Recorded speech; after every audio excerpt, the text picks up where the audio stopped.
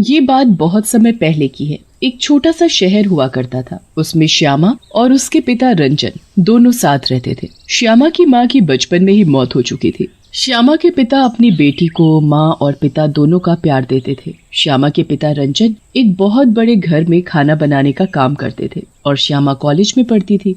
श्यामा के पिता अपनी बेटी को पढ़ा लिखा कर टीचर बनाना चाहते थे। जिस जगह श्यामा के पिता रंजन काम करते थे, वहाँ हर महीने अपनी तनख्वाह में से कुछ पैसे अपने मालिक देवराज को जमा करा देते थे, जिससे कि वे जरूरत पड़ने पर उनसे ले सके। महीने की पहली तारीख थी। ये लो रंजन, तुम्हारी तनख्वाह के पैसे। मालिक, आपको पता है ना, मेरी तनख्वाह में से पैसे आपको बैंक में जमा करने हैं। हाँ हाँ, जमा कर दिए। तुम चिंता मत करो, मैंने तुम्हारे पैसे बैंक में जमा कर दिए हैं।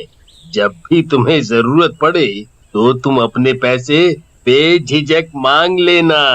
एक दिन की बात है। श्यामा के पिता रंजन देवराज के घर खाना बना रहे थे। तभी अचानक से उनके सीने में दर्द उठता है। मर गया रे, बचाओ बचाओ, कोई बचाओ। तभी रंजन की आवाज सुनकर काम कर रहे और भी नौकर उन्हें अस्पताल पहुंचाते हैं। उन्हें दिल का दौरा पड़ा था। श्यामा को जब ये खबर मिलती है, वो तुरंत अस्पताल पहुंच जाती है। पिताजी, ये आपको क्या हो गया? पापा, ये सब कैसे हो गया? आप चिंता मत करो, मैं आपको कुछ नहीं होने दूंगी। तभी डॉक्टर बताते हैं। देखिए, आपके पिताजी की हालत बहुत नाजुक है। अगर समय से तुम्हारे पिता का ऑपरेशन नहीं किया गया तो उनकी जान को खतरा हो सकता है। उनका समय से इलाज होना बेहद जरूरी है। नहीं नहीं, मैं अपने पिताजी को कुछ नहीं होने दूंगी। ठीक है डॉक्टर साहब, आप इलाज शुरू कीजिए। देखिए, ऑपरेशन में 2 लाख रुपए लगेंगे। आप पैसों का इंतजाम जल्दी से जल्दी कर दीजिए, जिससे कि हम आपके पिताजी का इलाज समय से कर सकें। श्यामा सोचने लगती है, इतने सारे पैसे कहाँ से आएंगे जिससे कि पिताजी का इलाज हो सके।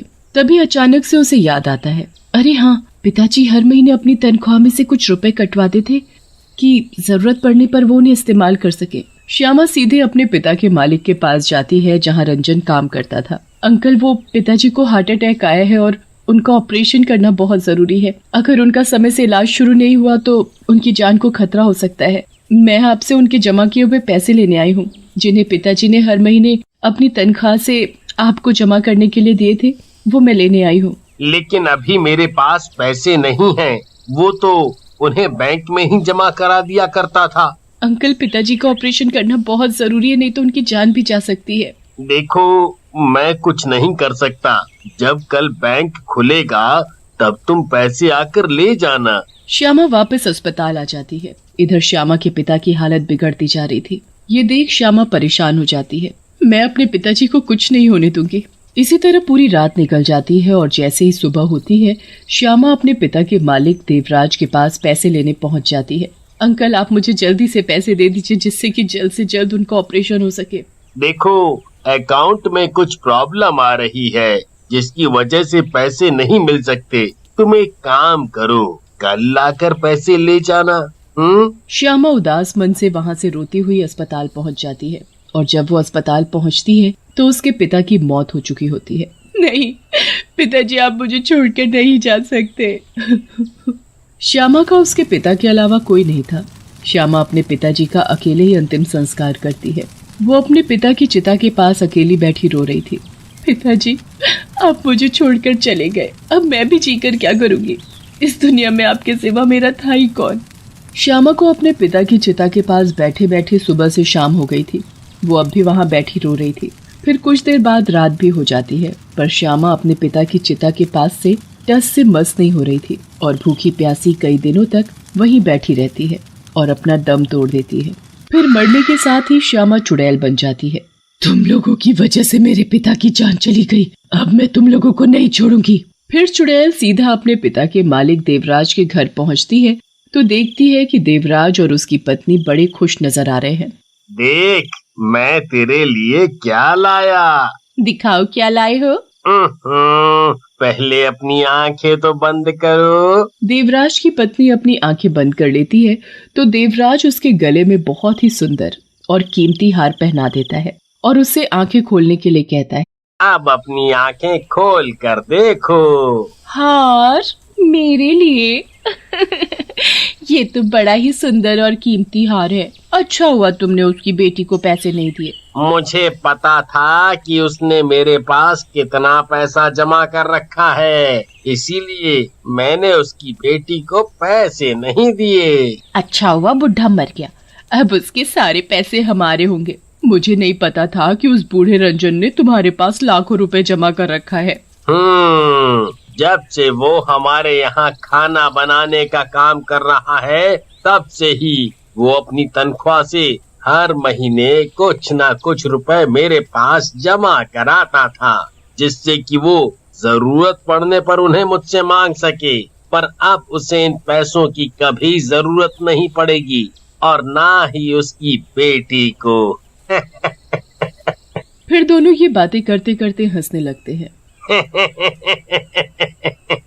तुमने क्या मुझे पागल समझ रखा है, जो इतनी बड़ी रकम मैं उसे यूं ही दे देता? अब ना तो रंजन जिंदा बचा और ना ही उसकी बेटी। अच्छा हुआ दोनों मर गए। हरामखोरो, मेरे पिता के पैसों पर ऐश कर रहे हो। ये मेरे पिता की मेहनत के पैसे हैं और इन पैसों पर सिर्फ मेरा और मेरे पिताजी का हक है, और ये हक मैं तुम जैसे कमीनों को नहीं लेने दूंगी। तभी रंजन का मालिक अपनी पत्नी से कहता है, कल तुम्हारे लिए एक और सरप्राइज है। सरप्राइज? बताओ ना क्या सरप्राइज है। सब्र रखो मेरी जान, बस कल तुम्हें खुद पता चल जाएगा। चुड़ैल मालिक और मालकिन की बातें सुनकर आग बबूला हो जाती है। सरप्राइज? सरप्राइज तो कल मैं तुम्हें दूंगी। अब देखना मैं तुम्हारा क्या हाल करती हूँ। अब जल्दी से खाना खिला दो, बड़ी जोरों की भूख लगी है, और खाने में बादाम की खीर जरूर बनाना। पत्नी अदा दिखाते हुए अपने पति से कहती है, अभी लाई मेरे सरताज, बस थोड़ा इंतजार करो। अब बस भी करो, मार ही डालोगी क्या? कमीने, मारूंगी तो मैं तुझे। खीर खाएगा, बादाम की खीर, मैं खिलाती हूँ तुझे खीर। देवराज की पत्नी रसोई में खाना और बादाम की खीर बनाने चली जाती है और वह बड़ा ही स्वादिष्ट खाना और बादाम की खीर बना लेती है। और जब खाना बनकर तैयार हो जाता है तो वो अपने पति को खाना परोस देती है। फिर जैसे ही वो खीर खाने लगता है तो वो बड़ी बुरी तरह चिल्लाता है, खून! ये खीर नहीं, खून है। खून? ये आप क्या कह रहे हो? देखो ये खीर है। चुड़ैल अपने जादू से खीर को खून में बदल देती है, जो सिर्फ देवराज को ही दिखाई दे रही थी। मैंने अभी अपनी आंखों से देखा है कि ये खीर नहीं, खून है। लगता है तुम ज्यादा पैसे देखने की वजह से बौखला गए हो। अच्छा, अब रात भी हो गई है, चलो सोने चलते हैं। फिर कुछ देर बाद देवराज और उसकी पत्नी सो जाते हैं। तभी रात के 2 बजते हैं तो देवराज की पत्नी को किसी के रोने की आवाज सुनाई देती है। इतनी रात में ये रसोई से किसके रोने की आवाज आ रही है? देवराज की पत्नी रसोई में जाकर देखती है तो चुड़ैल को देखकर उसके होश उड़ जाते हैं। चुड़ैल, बचाओ बचाओ चुड़ैल। भागती कहाँ है, रुक।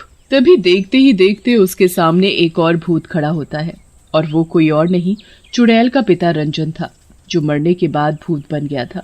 भूत, भूत, बचाओ बचाओ, चुड़ैल, भूत। इसे क्या हुआ जो ये इतनी रात में चिल्ला रही है? देवराज भी रसोई में जाकर देखता है तो चुड़ैल और भूत को देखकर उसके भी होश उड़ जाते हैं।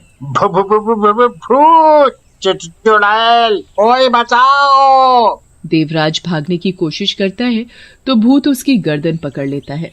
भागता कहाँ है? तुम तो रंजन हो, मुझे छोड़ दो। माफ कर दो, मुझे माफ कर दो। तुम दोनों की वजह से मेरी बेटी मर गई और तुम कहते हो कि हम तुम्हें माफ कर दें। तुम्हारी लालच की वजह से मैं और मेरी बेटी भूत और चुड़ैल बन गए। तभी चुड़ैल गैस जलाती है और देवराज की पत्नी का सिर आग में जला देती है। बचाओ बचाओ, कोई बचाओ। देवराज की पत्नी बुरी तरह से चीखने लगती है और जलकर मर जाती है। फिर भूत भी देवराज की गर्दन को उसी आग में झोंक देता है। बचाओ बचाओ! और वो एक अदृश्य शक्ति के साथ गायब हो जाते हैं।